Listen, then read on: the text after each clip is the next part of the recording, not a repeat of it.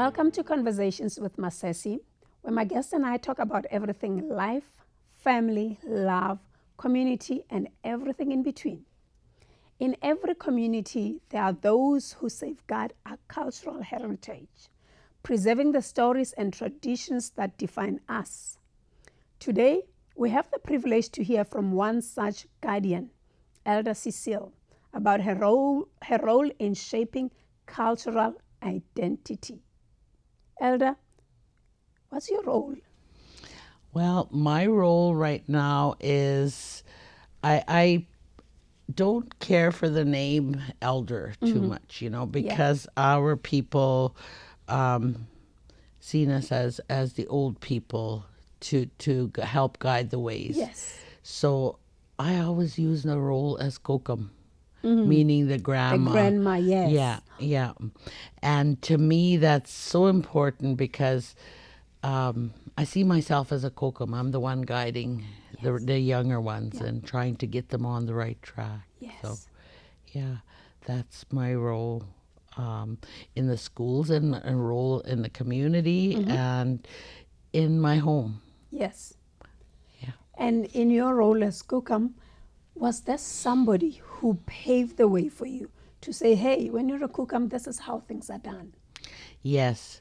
I also have another kokum, another elder, Yes. who I seek advice from, who, when I'm not sure, because right now I'm a young kokum. Yeah, that's right.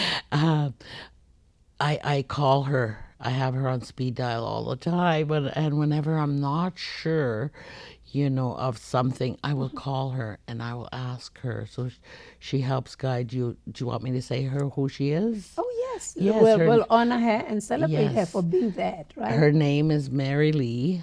Mary Lee is her last name. So Yeah. last, Yeah. I've always been told a man who is not led cannot lead. And you're confirming that today. Because when you have somebody that is your sounding board, it's easy for you to be there for other people. And in your role as Kokam, how do you make sure that the language plays a role in the younger generation? The language. Yes. I don't speak fluently my language. I'm a Soto person. Yes. And our language is Nakaway. I just had a meeting with our band, and that's what we have decided. It's Nakaway.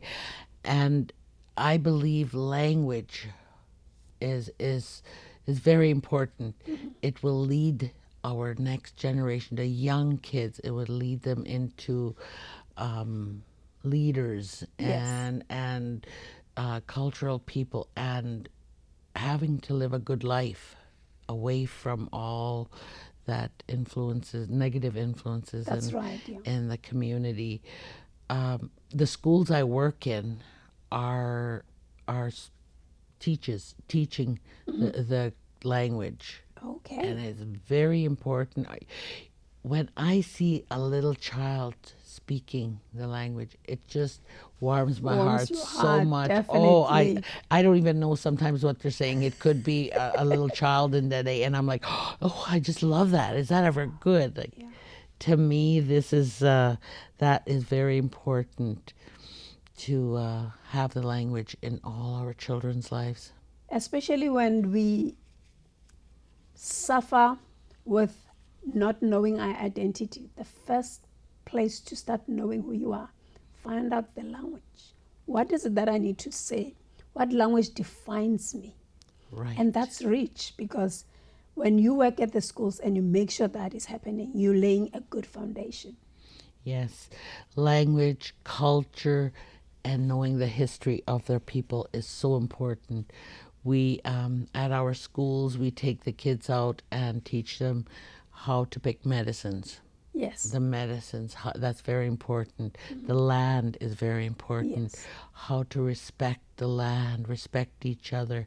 This is what our ancestors were teaching us all the time, not in a classroom, but it was in the teepees, it was in the homes. Yeah. They were constantly telling everyone, the children as they're growing up, how to respect the land, how to respect the people, how to respect yourself. Oh, yes, that's a big Yeah, one. that respect yourself, because what you do, the little kids are going to watch you and they're going to follow, and they want, so that's really important.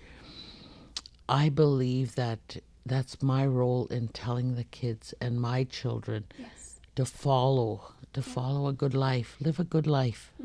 You only have one life to live. You have to do the best you can with that life. That's right. Yeah. Some people might not read a good book, but they'll read your life. Yes. So give them something good to read. Yes.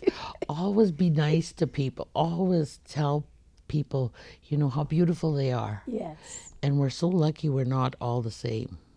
That's true. Because it would be a boring life. Oh, yes. Tell me about it.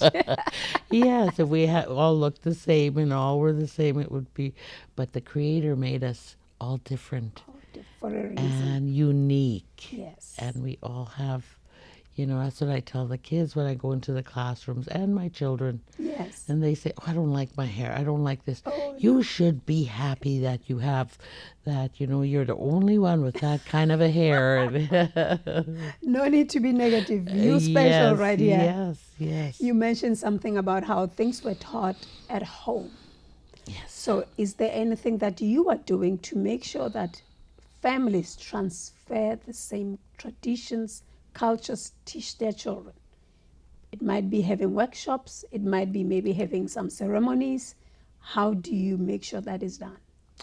Well, I make sure I connect with the parents too of the Yes. child. I'll involve them. Come on, come and Yes. get in. I've always done that in the elementary schools. I used to bring in the families. I am now teaching some of the young people. I'm teaching their children, and from the elementary school, right? I was teaching them as a child, bringing in their parents, and now I'm teaching their children. And I'm like, oh my goodness, but they're always happy to know that I'm there to help guide their children because they were involved with their children. That is so true. So that connection, family connection, is so important. That's how we were brought up in our ancestry. Yes. It was everyone was involved, caring for the kids. The whole village. It takes a village to raise a child, which is true. Yeah, it which is true. In our culture, we all, if something happened to the parents, we would take that child in and be just our child. That's right. No question asked. Wow. Yeah. That is something that we all need to do.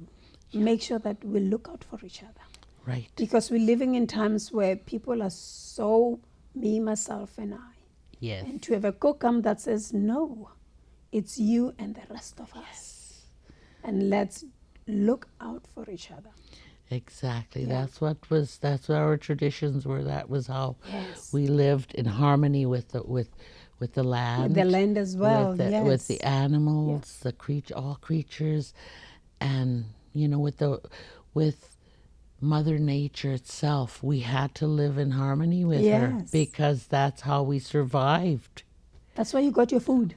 Yes. Your food, your survival, everybody learned from each other. Yeah. It was great. That is so true.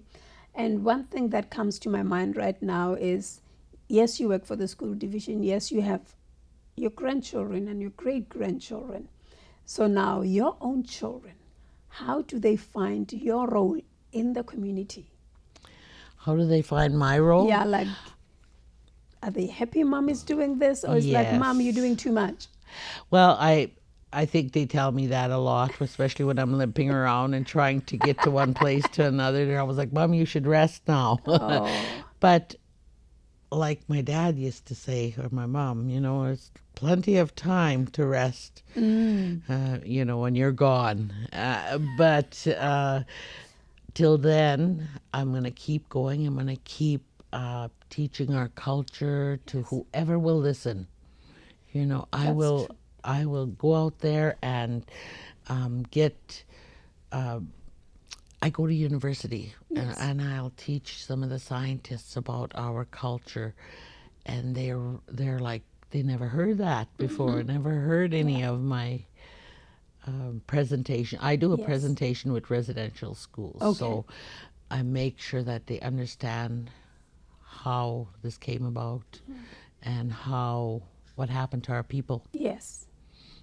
Yeah. It's And part of- it's so much better when you, the owner of the story, is telling the story. yes, You have the pen, you write it, and we're going to hear it from the original person. yeah, because you can read a lot of books on what happened. It's not the same as a person saying this happened to me. Yeah, it Yeah. carries more weight Yeah. when it has happened to you. Yes. Well, in this time we're living in, one generation will rise up and call you blessed because it's generational. It's not about you. All we say is, whom much is given, much is required. So we are grateful that you could make time and we can draw from your wisdom today. Do you have any final words of wisdom for us? No, wisdom words is just be happy, love one another, Yes. always care for one another. That's my way of looking at life. Thank you so much. Thank you, Elder Cecile, for entrusting us with your stories and insights. Your dedication to preserving cultural heritage ensures that future generations will cherish and continue the traditions. We are grateful for the opportunity to share your stories on this land. Until next time, take care of yourselves and each other, and remember to cherish the moments with your loved ones. That's a wrap for today. Remember to like, share, subscribe, follow us on all our social media platforms to keep the conversations going. Thank you for joining us on Conversations. Grace and peace be multiplied unto you and yours. Shalom.